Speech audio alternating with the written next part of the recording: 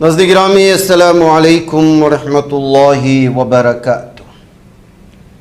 سیدھی بات کے تازہ ترین آج کی بات خاص بات میں آپ لوگوں کا استقبال ہے۔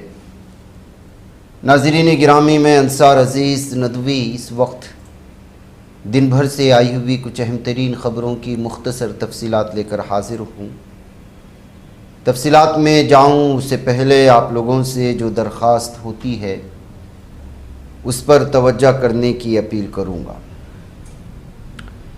آئیے ناظرین گرامی، پہلی خبر کی جانب بڑھتے ہیں۔ لوک سبھا اسپیکر اوم برلا نے جمعرات کو پارلیمنٹ ہاؤس میں کینیا کی نیشنل اسمبلی کے اسپیکر موسیس فرانسس ایم ویٹانگولا سے ملاقات کی۔ اس دوران دونوں رہنماؤں نے ہندوستان اور کینیا کے درمیان تاریخی، دوستانہ اور کثیر جہتی تعلقات کو مزید مضبوط بنانے کے مختلف پہلوؤں پر تبادلہ خیال کیا۔ دہلی کے کوڑکوڈوما عدالت نے جمعرات کو 2020 کی شمالی مشرقی دہلی فسادات سے متعلق معاملے میں اہم فیصلہ سنایا۔ عدالت نے دہلی فسادات معاملے میں ملزم بنائے گئے 13 افراد کو بری کرنے کا اعلان کیا۔ عدالت نے اپنے حکم میں واضح کیا کہ استغاثے کے اہم گواہ کی گواہی شبہات کے دائرے میں تھی، اس وجہ سے ملزمین کے خلاف عائد الزامات ثابت نہیں ہو سکے۔ عدالت نے کہا کہ گواہ کی اعتباریت پر سنگین سوالیہ نشان تھے، ایسی صورت میں کسی بھی ملزم کو قصوروار ٹھہرانا انصاف کے منافی ہوگا۔ سماجوادی پارٹی کے اراکین پارلیمنٹ نے جمعرات کو پارلیمنٹ کے مانسون اجلاس کے دوران جمع کیے گئے 2.15 لاکھ روپے دہلی کے کناٹ پلیس واقع ہنومان مندر کو عطیہ کر دیے۔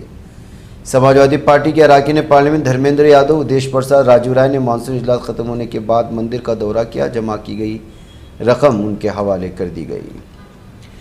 صارف تنازعات کے فوری اور سستی انصاف کے لیے قائم صارف کنزیومر کمیشنوں میں مقدمات کے بڑھتے بیک لاگ پر سپریم کورٹ نے سخت تشویش کا اظہار کیا ہے۔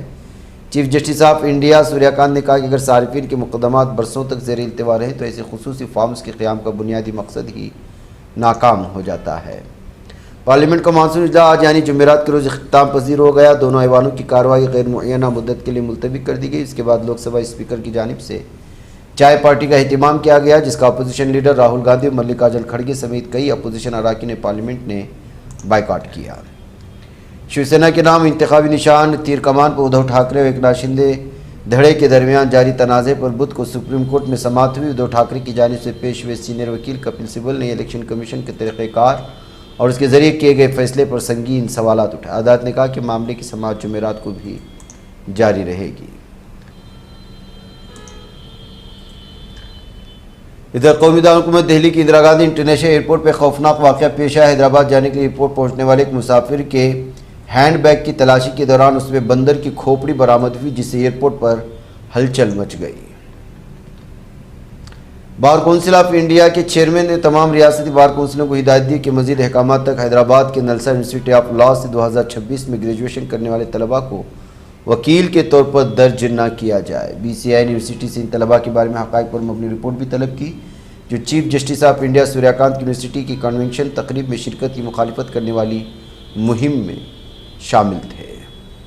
حیدرآباد کے پہاڑی شریف پولیس اسٹیشن حدود کے وادی مصطفیٰ علاقے میں چوری کا ایک عجیب واقعہ پیش آیا۔ پولیس کے مطابق علاقے کا ایک نوجوان گانجے کے نشے میں ایک مکان میں چوری کی نیت سے داخل ہوا، الماری سے سونے کے زیورات چوری کر کے اپنی جیب میں رکھ لیے۔ تاہم شدید نشے کے باعث وہ مکان سے باہر نہیں نکل سکا اور وہیں فرش پر گہری نیند سو گیا۔ گھر کے افراد واپس آئے تو ایک اجنبی شخص کو گھر میں سویا دیکھ کر حیران رہ گئے۔ الماری کھلی ہونے پر انہیں چوری کا شبہ ہوا۔ تلاشی لینے پر چوری کیے گئے سونے کے زیورات اسی شخص کی جیب سے برآمد ہوئے۔ فیملی نے پولیس کو بلا لیا۔ ایران کی وزیر خارجہ سید عباس عراقچی نے ایک بار پھر امریکی انتظامیہ کو تنقید کا نشانہ بناتے ہوئے امریکہ کی خفیہ معلومات پر سوال کھڑے کیے۔ موجودہ حالات کے لیے عراقچی نے امریکہ کی خفیہ معلومات کی غلطیوں کو ذمہ دار ٹھہرایا۔ انہوں نے social media platform X پر لکھا کہ امریکہ طویل عرصے سے خفیہ معلومات سے متعلق غلطیوں کے باعث غلط اندازے لگاتا رہا ہے۔ اس کی ایک مثال ایران کے خلاف جنگ ہے۔ بابنا ہرمز کے معاملے میں اس سے بھی بڑی غلطی کی جا رہی ہے۔ اقوام متحدہ کی ایک تازہ رپورٹ میں دعویٰ کیا گیا کہ گزشتہ سال نومبر میں دہلی کے لال قلعہ پر جو دہشت گردانہ حملہ ہوا تھا اسے القاعدہ نے کروایا تھا۔ اقوام متحدہ کی جانب سے دہشت گردانہ حملے کے لیے القاعدہ ان دی انڈین سب کانٹیننٹ کو ذمہ دار ٹھہرایا گیا۔ اس کے بارے میں کہا جاتا ہے کہ بکھرے ہوئے گروپ سے تبدیل ہو کر ایک علاقائی دہشت تنظیم کے طور پر یہ ابھرا ہے۔ یمن کے حوثی باغیوں نے 12 اگست کو سعودی عرب کے جہازوں کو نشانہ بنایا، جس کی وجہ سے مغربی ایشیا میں صورتحال مزید خراب ہونے کا خطرہ پیدا ہو چکا ہے۔ حوثیوں نے بدھ کو بحر احمر میں ایک فوجی مال بردار جہاز پر حملہ کیا اور سعودی حمایت یافتہ ٹھکانوں پر بھی حملے کیے گئے۔ جنوبی کوریا کی راجدھانی سیول کے دروازے کے طور پر معروف انچون انٹرنیشنل ایئرپورٹ کی پہلی شش ماہی میں بین الاقوامی مسافروں کے آمد و رفت کے لحاظ سے دنیا کا مصروف ترین ہوائی اڈہ بن چکا ہے۔ مشرق وسطیٰ میں جاری ایران تنازع کے بعد فضائی راستوں میں ہونے والی تبدیلی کو اس اضافے کے اہم وجوہات میں شمار کیا جا رہا ہے۔ غازہ کی پٹی میں صہیونی فوج کی دہشت گردی میں غازہ گورنر کے پولیس ڈائریکٹر کرنل جمال محمود ابو کمیل شہر غازہ کی جنوب مغرب میں الرشید روڈ پر ان کی گاڑی کو نشانہ بنانے والے قابض اسرائیل کے فضائی حملے کے نتیجے میں شہادت نوش کر گئے ہیں۔ جمعرات کے روز 584 یہودی آبادکاروں نے قابض اسرائیل کی مسلط قدر سیکورٹی کے حصار میں باب المغاربہ کے راستے مبارک مسجد مقصہ پر دعویٰ بولا اور اس کے صحنوں میں اشتعال انگیز دورے کیے۔ قابض ظالم صہیونی درندوں کی طرف سے جنگ بندی کی مسلسل خلاف ورزیوں، فضائی بمباری کے تسلسل پٹی کے مختلف علاقوں میں فائرنگ کے درمیان آج جمعرات کے روز اسرائیلی فضائی حملوں میں 2 شہری شہید اور دیگر زخمی ہونے کی خبریں آئی ہیں۔